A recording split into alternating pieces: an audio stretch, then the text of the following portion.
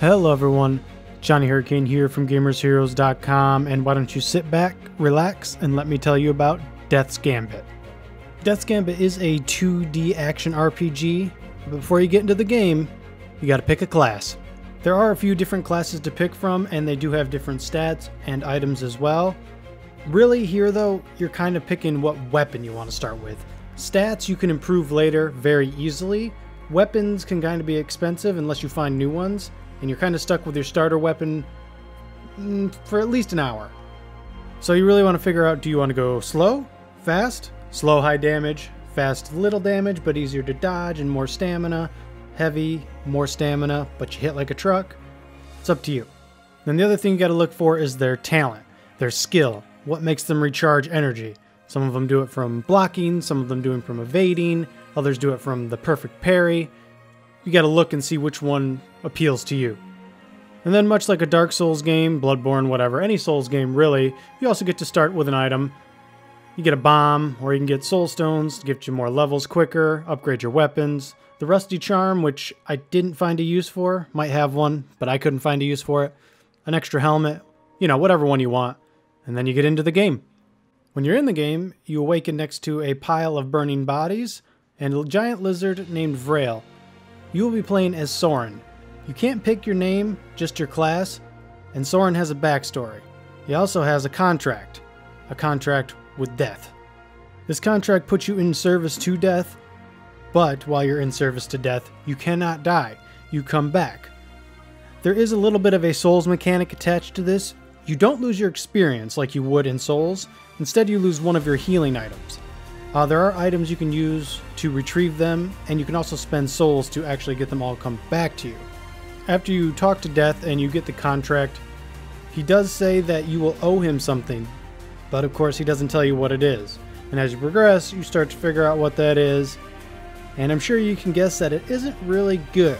Any contract that brings you back from the dead multiple times is going to come at a very high price. When Death leaves, your adventure truly begins. You are on your way to Vados to find these families of the soldiers that were killed under your command. As Vrail says, you have an obligation to them, so go do it.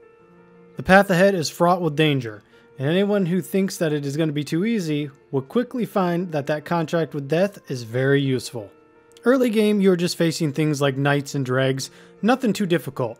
Still, like I said, if you get too cocky, you're going to meet your maker. That's just how it goes. So as long as you play smart, you'll be okay. But this is also a good time to learn the stamina mechanics, because if you mismanage your stamina, that's it.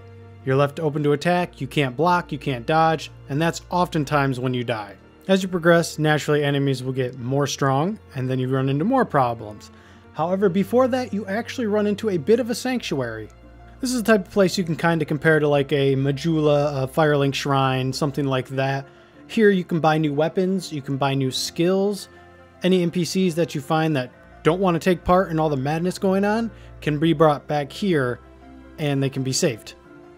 One of the individuals early on says that he will reward you for bringing other NPCs here. You don't have to do it. That of course will unlock new merchants and new skills, but it also has its drawbacks as well. Bringing everyone here is not always an easy thing to do, and you don't always get a good item or a good outcome for doing that. Just remember that not every NPC is on your side. Sometimes they will just want to sell you an item and then pull out a dagger and try and kill you with their poison dagger, and then come back again, and then come back again. Now, this is also where you start to get into the backstory of Soren. You kind of figure out how he became who he was, where he came from, things like that. I don't want to spoil any of it, I just want you to know that it is there. While you're in the hub, you actually get a branching path. You can go multiple different directions, and up to that point, everything led directly to this hub. One path leads to the mighty Phoenix, and its flames that engulf everything that come in its path.